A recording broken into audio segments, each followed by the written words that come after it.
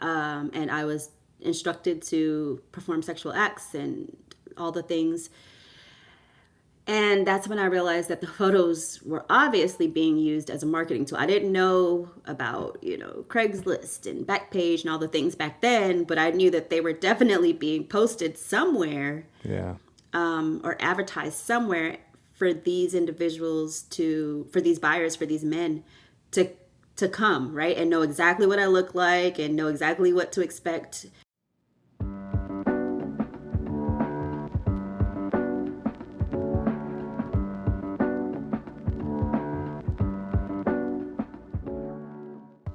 Join us this July for our hashtag Stop the Demand campaign as we raise awareness to help stop the demand for pornography and sexual exploitation. We invite you to educate yourselves and others on how the porn industry fuels the demand for exploitation, sex trafficking, objectification, and more. Learn more and get involved in the campaign at ftnd.org/stop. That's ftnd.org/stop.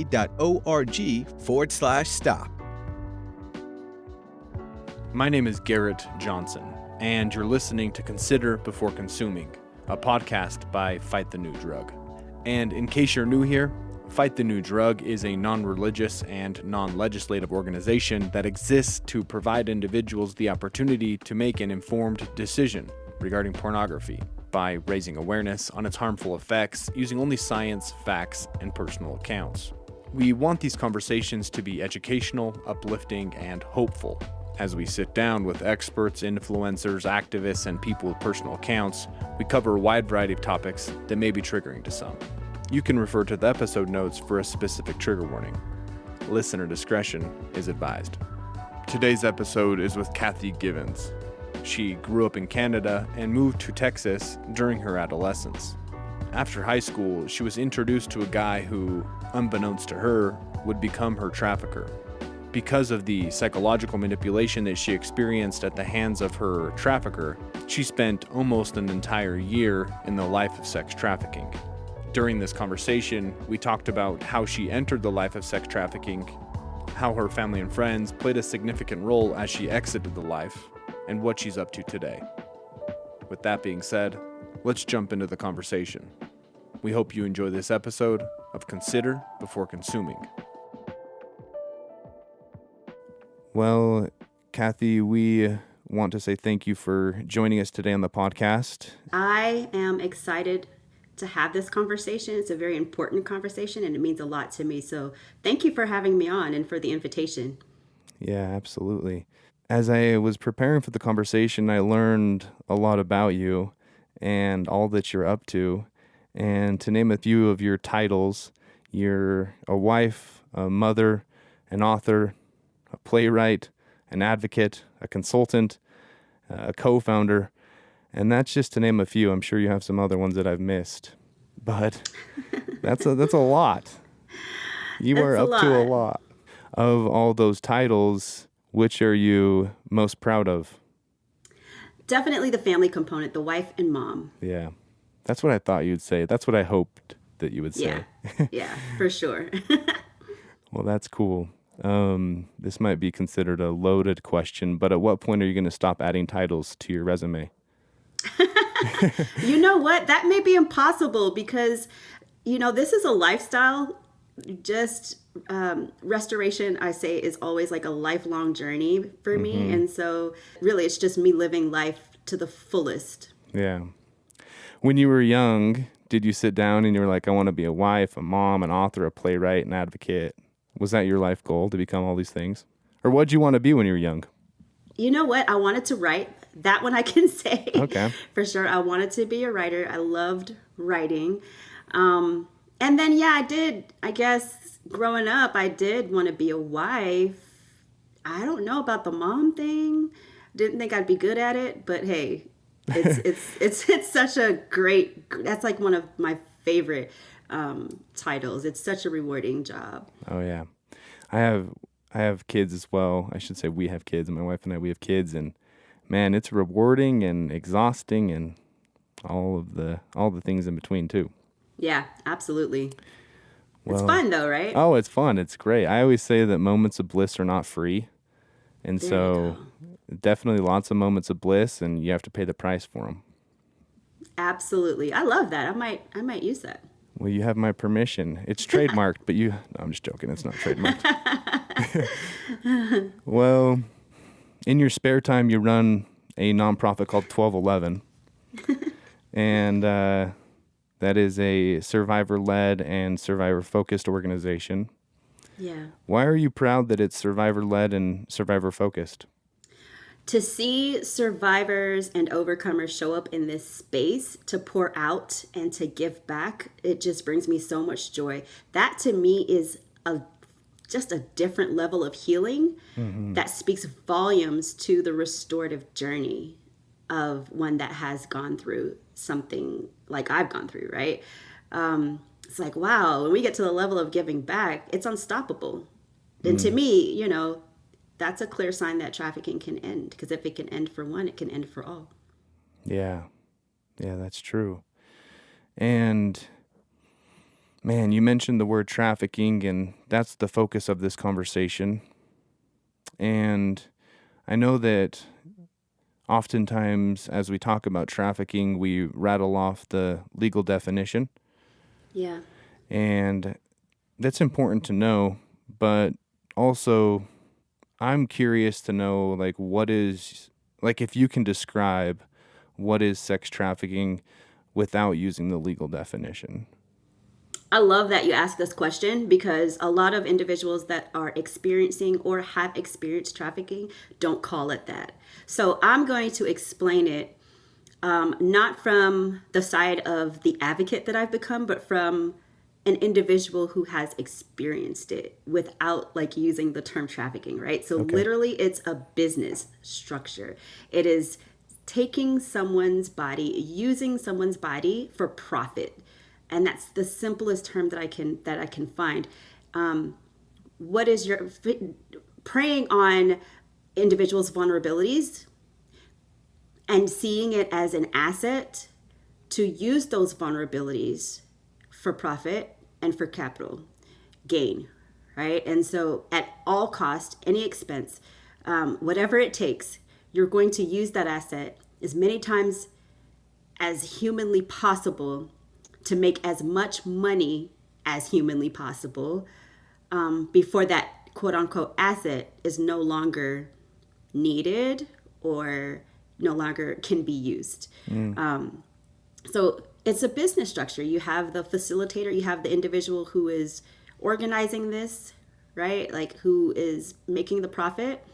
And so in order to make a profit, they need supply. And unfortunately, that's the victim. And so the victim then meets the demand. And unfortunately, those are what we call buyers. And so it's this whole system. And that's literally what sex trafficking is. Yeah. Well, thanks for speaking to that. I just want to acknowledge that sometimes my heart gets heavy having these conversations because of the realities of what happens. The fact that you had to experience what you experienced, and we'll dive into that later, is heartbreaking and unimaginable. I can't fathom what you had to experience. Now that I've acknowledged that I'm weak and that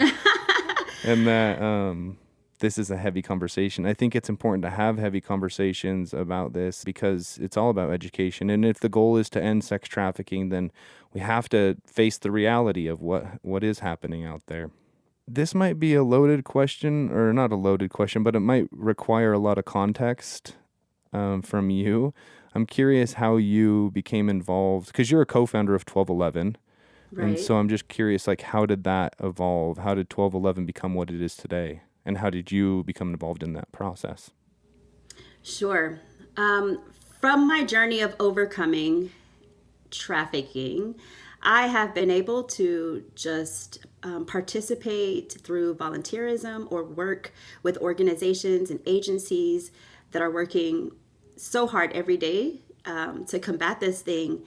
And it's a unique lens that I had the opportunity to view from an overcomer, from a survivor lens, but from now an advocate lens. And through that process, that entire process, I was able to see some of the gaps, right, that existed in our efforts to combat and to fight human trafficking. And one of those gaps were post-residential care, meaning after individuals have graduated from like these programs, these really, really great trauma-informed programs, either short-term or long-term, to walk alongside individuals who have experienced trafficking, get them back on their feet, get them some counseling and therapy and all the things that they need. A lot of times after they left those programs, they were kind of left on their own. And this isn't intentional, but just thinking about the capacity that agencies have. Usually the programs are like 6 to 18 months. So after 18 months, these individuals would be reintegrated back into the community and kind of just expected to thrive and using the skills that they learned from these organizations to like thrive. But it's so much harder than that, right? Like 18 months is not enough time to kind of rebuild and to build, period, after you've experienced such a crime like that. Yeah. So 1211 was a response to that gap. Like, we want to walk alongside individuals even after they've graduated from these programs, but then also walk alongside individuals who don't even choose to go to programs. The program is not for everyone, but people still need care. People still need support. And so 1211 was founded in response to that. I am a co-founder. My husband is a co-founder.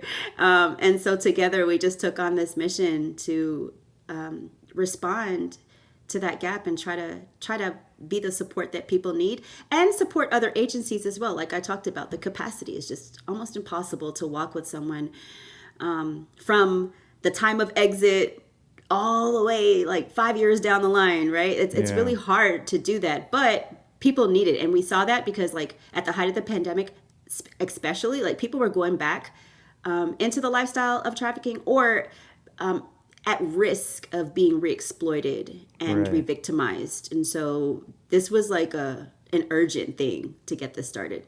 Yeah. Well, I have a lot of questions based off what you said. The first question I have is, what was it about the pandemic that made it higher risk for people? Like, how did the pandemic negatively impact those populations that are most vulnerable to becoming victims of trafficking or entering the life of trafficking? Sure. So people were losing their jobs left and right. So I'll talk about the individuals that made it out. So they exited at one time or the other, and then may have turned their life around and got like really good jobs and stuff like that, or the jobs that were afforded to them. And then the pandemic hit and businesses were closing down. Yeah. People's hours were cut. And so these individuals, when your back is against the wall, what do? You turn to what you know, right? And it's just unfortunate, but that was what was happening. And then for the people that were still in it, the numbers soared because people were at home, bored, and we're talking about buyers, right? People were at home, bored, so they'd go for a drive, and along their drive, they just happened to, encounter an individual that was being trafficked. And so traffickers were very aware of this, and they pushed their victims out to even make more, right? Like to do more work and force them to do more work, because they understood that a lot of people were kind of just isolated. Yeah. And when you're isolated, you turn to, unfortunately, some of the negative things. Not everyone turned to positive things, right? Right. And so that increased a lot. And again, a lot of these individuals that were even trying to get out of the life, maybe they were on their way out, like, so kind of just doing this part-time or whatever, just trying to one foot in, one foot out, going to school, getting jobs. When those hours were cut or when those jobs were lost, they were stuck. And so we saw an increase for sure. It affected so many people and so many victims and survivors. Yeah, that's kind of unexpected. I think a layperson wouldn't predict that. Yeah. But it's like some type of situational exploitation, like where that unpredictable situation happened with the pandemic, and then those exploiters are going to do what they do, and that's exploit. Exactly. That makes sense. You mentioned that when you were young, you wanted to be a writer, you wanted to be a wife, you weren't sure about the mother thing. Yeah. But I'm just kind of curious, because you've talked briefly today about how you are an overcomer and a survivor of trafficking. But I'm kind of curious, like, in regards to your upbringing, like, what was life like for you growing up? It was great. I was born in Canada and to Jamaican parents, which if anyone has Jamaican parents, they already know, like, I can like end this interview now and they're like, oh, okay, I get it. What do you mean? They're like really strict, right? Oh, okay.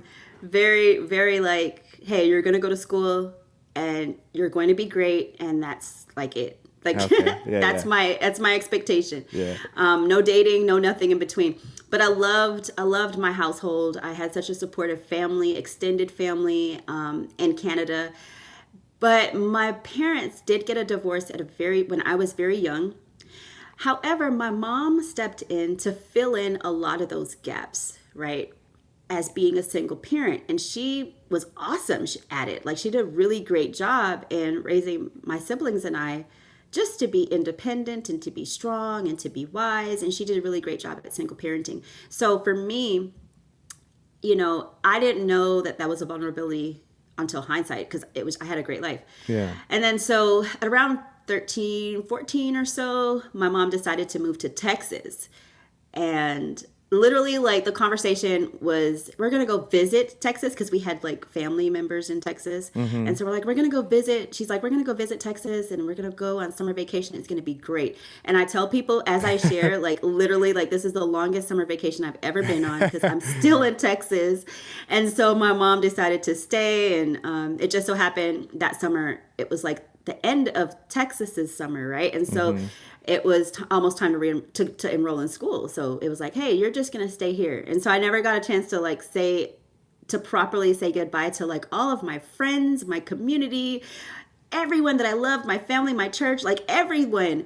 I just never had that opportunity to say a proper goodbye. And I was always a little, kind of bitter about that. As a kid, it's like, what? This is crazy. And so moving to Texas was a big deal. They say everything is bigger in Texas. And that includes the expectations. I was in Canada playing with Barbie dolls and Cabbage Patch Kids. And then when I moved to Texas, it was like, oh no, like, you have to be in the popular crowd, like in high school. You have to be in the popular crowd. You're expected to date. You're expected to speak a certain way. You're expected to do this and that. And I kind of think that would have probably happened if I would have stayed in Canada anyways, because it was me transitioning to high school, right? Yeah. And so transitioning to high school, but then transitioning to high school in a new country was like a culture shock. Yeah. It was huge. Oh, yeah, so for sure. I think that just opened up a lot of, insecurities for me. Even though I didn't acknowledge those insecurities, I was really just kind of going through high school like a chameleon, I called myself. Whatever people wanted me to be, I just turned into that person, because I was trying to figure out like who I was. And granted, at 14, 15, 16 years old, that's the time that, teens start figuring that out anyways. Like, yeah, that's the exploring. typical time. Yeah. Even without the big transition you had to go from Canada to Texas, like even without that, adolescence is tough. It is. It's tough. But it was good. My mom was great. My family was great. I had a really good, solid upbringing. And nice. I don't know. I have really good memories. Well, I have to ask, which has higher expectations, Texans or Jamaican parents? Oh, gosh. Jamaican parents. That combo together. Exactly. That added a lot of pressure. Oh, my gosh, yes.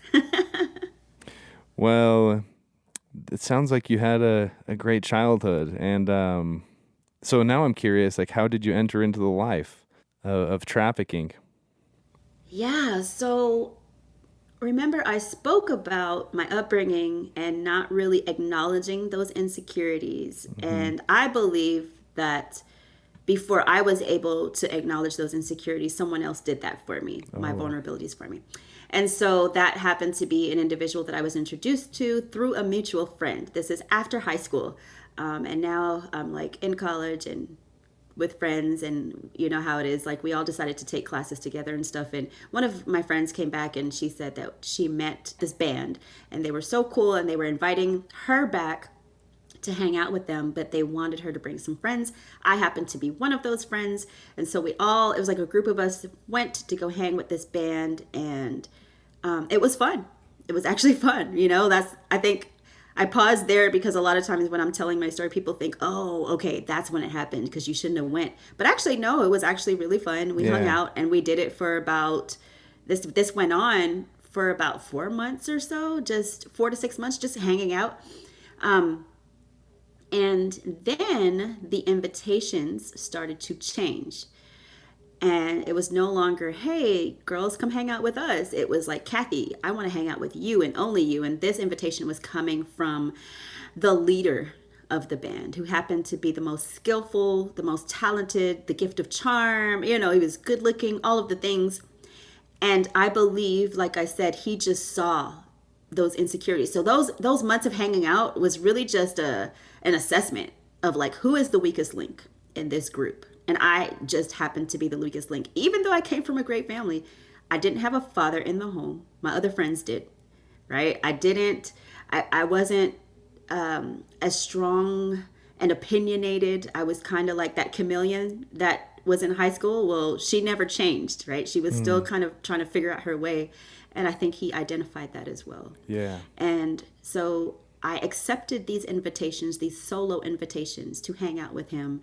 And again, it was great. It was us just going to his studio, and, I just was kind of his sidekick, I guess. But in my mind, I was like his girlfriend, because he was only asking me to do certain things. And he would give me, he would shower me with affirmations of like, you're so smart, and I'm so glad that, you're mine, and, things like that, right? And so I thought that I was in this full-fledged relationship. And about a year, this goes on, and at about the end of that year, he says that he wants me to help him with his record label. Again, no red flags, because this is what he does anyways. He knew celebrities. He was already in that kind of life, right? And so I accepted, and the proposal was, hey, we have to leave Houston, Texas, and go to Dallas, Texas, which was about 4 hours away, and we're going to meet some investors that are going to invest in this record label, and I just need you to come with me because, like, you're a part of this team, and it's going to be our legacy, and, using verbiage like that. And so I accepted, went to Dallas, and literally, like, when we got to Dallas, I used to say that that's when he turned into a monster. But now, through, learning who I am and looking back at that experience, now I say that's when my eyes were opened to who he truly was. Yeah. Because I was so blinded by this facade of a relationship. And so when we got to Dallas, the blinders came off, and I saw, like, he was violent. He was, basically there was no training, right? There was no like, hey, there's no talk like, hey, I'm about to traffic you now, or you're about to be forced to do these kind of things. It was like, hey, wear this, take this, we're going to take pictures, do this, do that. And it was like an outer body experience, because everything for me, in my perspective, happened so fast, so quickly. Yeah. And that was literally the entrance into the lifestyle of trafficking. So you take these photos, and then how did it transition from photos to actually participating in trafficking?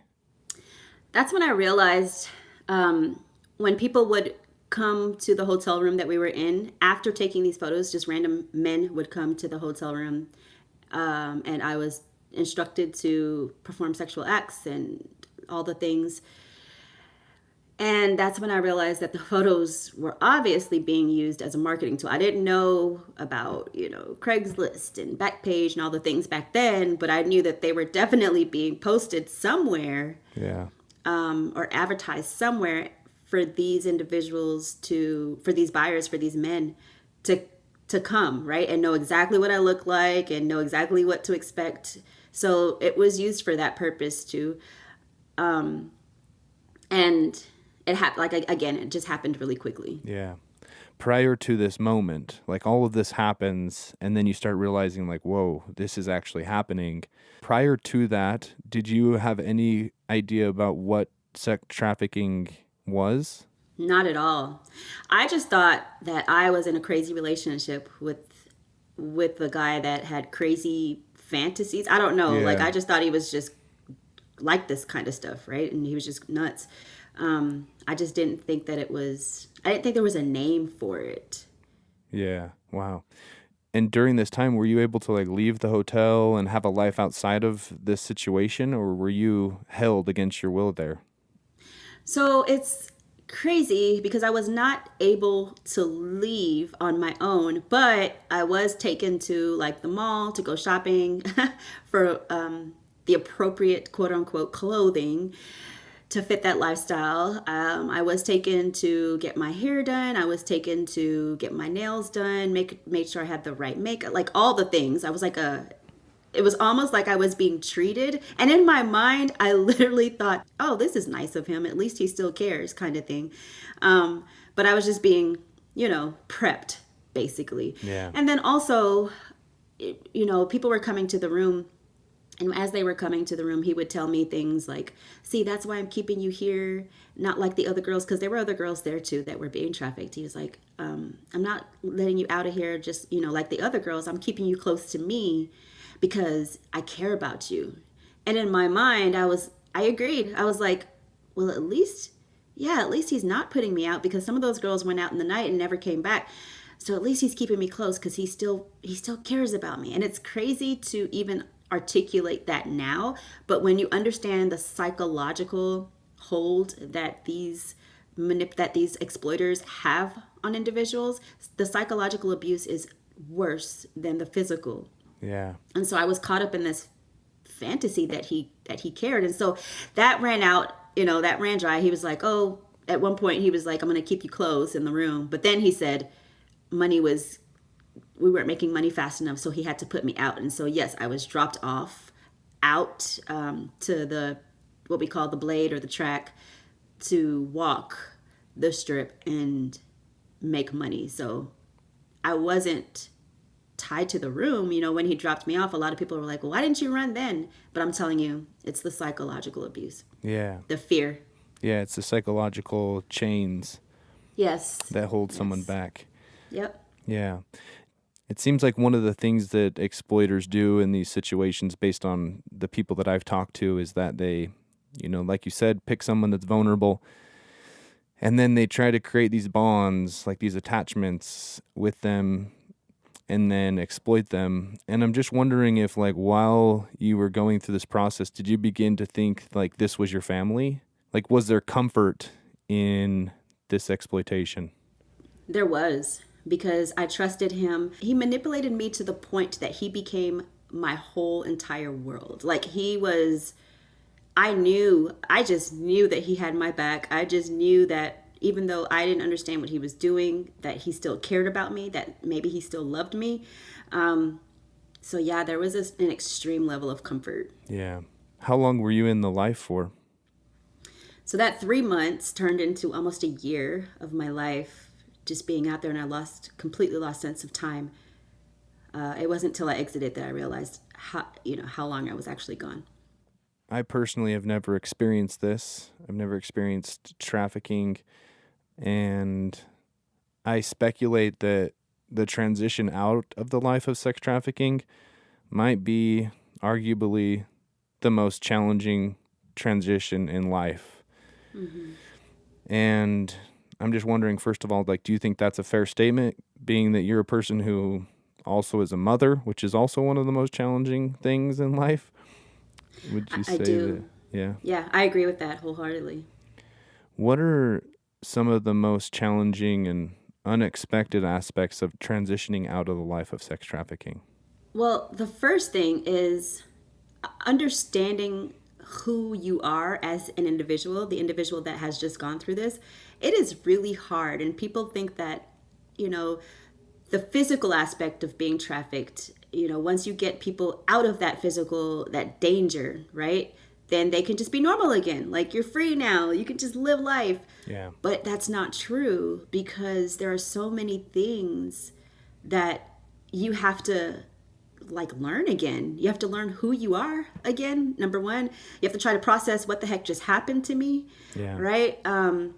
It's so hard. And that alone, step one can take years, literally. Oh, yeah. And then you have to figure out how to move in society again, like, live and adapt to society, your community, your surroundings. What does that even look like? Because honestly, from the lens of a survivor, when I first came out, I was like, you guys don't know what happened to me. And that's what I would say every day. And I was screaming from the inside, but no one would hear me, obviously. Yeah. But when I would have conversations with quote unquote regular people, it was like, yeah, but you don't know what I've been through. You have no idea what I just got out of, what I've just been through. And so it's so hard. So I think the defeating those psychological change that you talked about earlier is, if not the most difficult, definitely one of the most difficult things.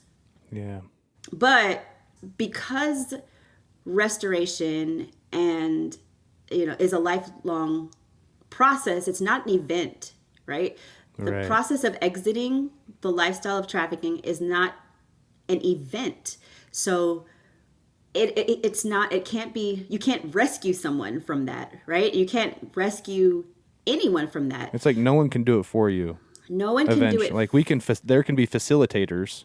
There can be facilitators, but it really is on the person, right? Because even to so individuals have like hotline numbers and stuff like that. Agencies have hotline numbers and stuff. And these courageous and amazing individuals go out to where there are trafficked individuals, and they give them like a number. And if they call that number and they agree to leave, they're like, yeah, we rescued. No, actually that individual it took a tremendous amount of courage for that person to say, you know what, I'm going to call this number, knowing that there may be some consequences, not knowing what may be on the other side of this number, not knowing, where they're going to take me when they say that there's a house that can help me, or there are people that can help me, not knowing who those people are. I'm going to be so courageous and show up for myself and call this number. That is someone getting their self out, or even to make a choice to say,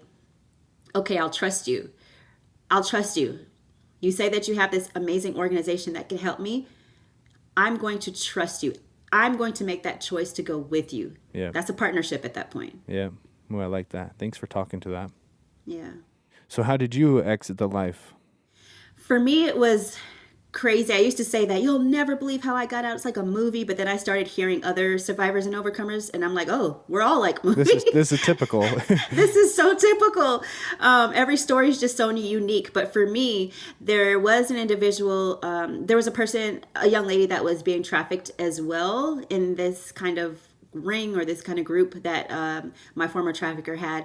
And she struggled with mental disorder, and so she was really activated at one point, to the point of what I used to call like a mental breakdown. I know that's not the right term, but like she was really acting out because she was off her medicine, or she was, I think what activated her was we would have secret conversations behind the trafficker's back, and she confided in me how she used to dream as a little girl of being like a singer, and she had all these goals set up for herself. And then she realized, I would speak to her like, we can't do this. Like, this is not our life. Like, you deserve to do all the things that you used to dream of as a little girl. It's not okay that we're doing this, Even in my own stuff, I was just like, we got to get out of here. And I think that kind of activated, like, just set something off.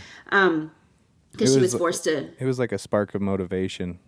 Yeah, it was a spark of motivation, and it kind of triggered her to understand like she had to face her reality, because living out there in the life, you're pretending. It's a facade, right?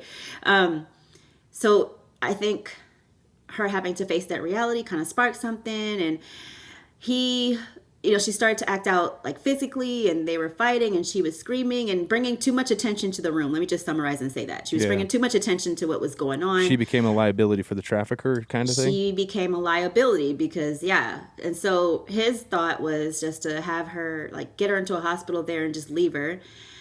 And I convinced him that we should bring her back to Houston, because that's where her medical team was. Like, people that understand what she's dealing with and have been walking with her for years, they understand. And so we need to get her back there. And he agreed to it. And I believe that he agreed to it because they also shared a child together. So he's this big, music mogul to his family and to like all of the people that think, that don't really know who he is. But then he's this big time trafficker to kind of like this other crowd that he appeases to. Yeah. And to compromise those two and to make it like revealed to his family and her family what he was doing would just cost him everything. And so he was like, yeah, okay, fine. We'll go back to Houston. We'll get her into a hospital. And then me and you will come back out, or we'll go to Kansas, or I forgot what city he was going to go to next with me. Well, we got back to Houston, crazy ride, got back to Houston, got her into the hospital. And then we were in a hotel room, just me and him. And he was pretending like he was my boyfriend again, right? Just never mind all the things that he just put me through. He was just like very attentive, very caring. And speaking to the psychological bond, the trauma bond, I only wanted to be around him, And so I was like stuck to him like glue. But I think I started to have my own kind of reality check because I was back in my hometown and I had to see streets and freeways and highways and landmarks that were familiar to me. Mm-hmm. And they were disrupting my facade. They were disrupting who I had become to try to protect myself from my reality. Yeah. And so I started freaking out as well. And then, he allowed me in the midst of that breakdown to contact my brother and my sister-in-law, who again just thought I was away for a job. And they came and got me from the hotel room. And they knew something was off, but they didn't call it. They didn't know it was trafficking. They just thought, okay, Kathy is out here with her boyfriend. Her boyfriend called us because he got on the phone and was like, yeah, I don't know. I just feel so scared for her. And he was that loving person, right, to them. Yeah. And so they came and got me. And I never went back since. I always say that, just to be very clear, just because they came and got me doesn't mean that I had exited the life of trafficking, because if given the opportunity, I would have gotten back. Like I said, he wanted to pick me up the next day to like travel, and I would have been up for it. Because my moral compass was completely broken down. My identity was stripped away. I just thought in my mind that I belonged to him. And so I would have absolutely gone back.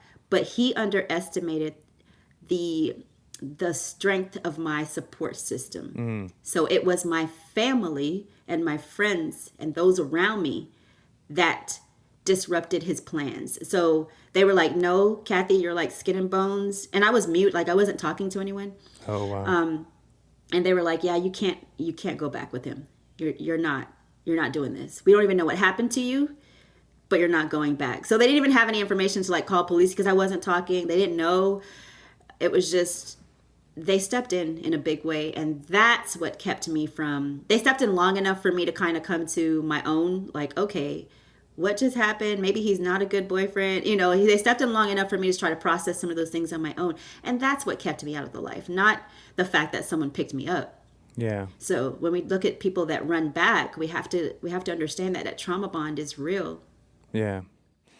I'm just wondering if like shame is one of the things that holds a person in the life, that keeps them stuck in the life. Because if I speculate on your experience, I would imagine, and tell me if I'm wrong, that you started to question yourself because you're like, how did I end up here? Like, is shame one of the chains, one of the psychological chains that holds a person stuck in trafficking? 100%. Yes. The shame that you have for yourself, but then you're always wondering what people think. It's like walking around with this label that says, you don't know what I've been through. Like I've been through, I'm dirty. I'm a part of this secret society that no one knows. Yeah. And it's like the fear of being judged. Mm-hmm. Like, how do you explain that? How do you explain that, even as an adult, we won't even talk about children, but even as an adult, like, how did I let this happen? How do you explain that to someone? We need to get rid of the stigmas because the stigmas are unhealthy. It's super important for the community. So we really need to work harder on not putting all of the onus on the survivor and the victim, but really preparing our communities to to acknowledge that this happens Oof, I love amongst us. that. And that's one of the important steps is removing the stigmas from the communities and increasing acceptance and empathy. Yep, exactly. Wow. Well, as we come to the end of this conversation, I'm just wondering if you have a call to action for us as an organization, as Fight the New Drug. Just to keep doing what you're doing. I love that you're incorporating this with your mission and vision of what you guys do. Like the trafficking and pornography, obviously there is an intersection.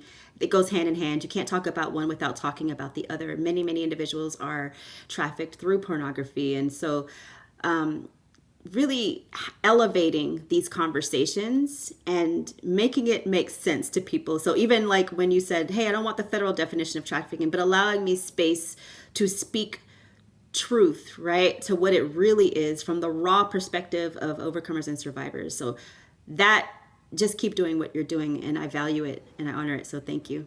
Okay. And then what about for our listeners? Do you have a call to action for them? Yes. Get involved. You have to have these uncomfortable conversations. If you don't have uncomfortable conversations, then you're being complicit. And I love what you said about, your weakness earlier on in the conversation. I think that's amazing. You acknowledge that it's uncomfortable and you don't know what to do, but you got to start somewhere. So my ask for the community and for the listeners is to find out what organizations exist in your community that are fighting trafficking and working to end trafficking. Call them and attend a webinar. See how you can volunteer.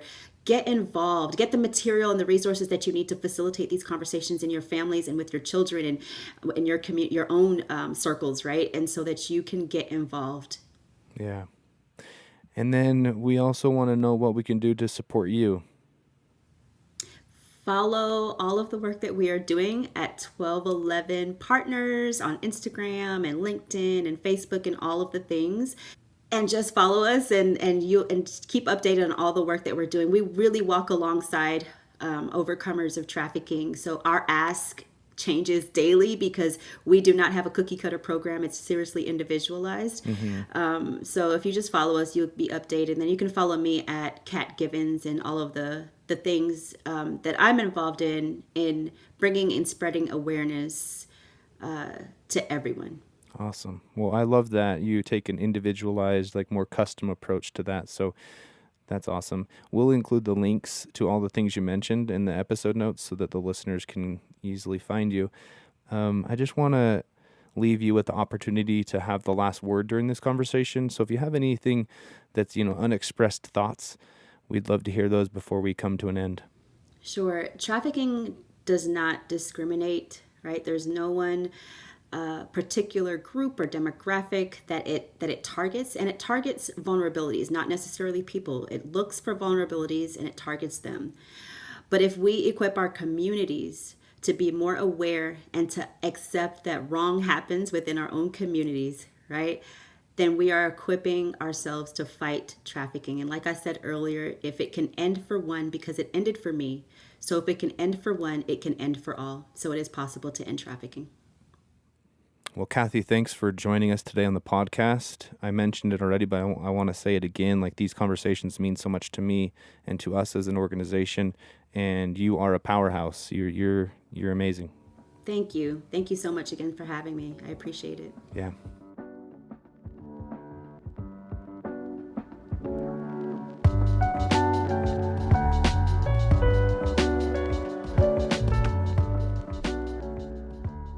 Help us #stop the demand for pornography and sexual exploitation. This July, during our #Stop the Demand campaign, you can support our efforts to create and share educational resources that educate individuals on how the porn industry fuels the demand for exploitation, sex trafficking, objectification, and more. Plus, when you donate $50 or more during the month of July, we'll give you an exclusive Stop the Demand tote as a free gift. Donate today at ftnd.org/donate. That's ftnd.org/donate. Thanks for joining us on this episode of Consider Before Consuming. Consider Before Consuming is brought to you by Fight the New Drug. Fight the New Drug is a non-religious and non-legislative organization that exists to provide individuals the opportunity to make an informed decision regarding pornography by raising awareness on its harmful effects using only science, facts, and personal accounts. If you'd like to learn more about today's guest and the conversation we had, you can check out the links included with this episode. Again, big thanks to you for listening to this conversation. As you go about your day, we invite you to increase your self-awareness, look both ways, check your blind spots, and consider before consuming.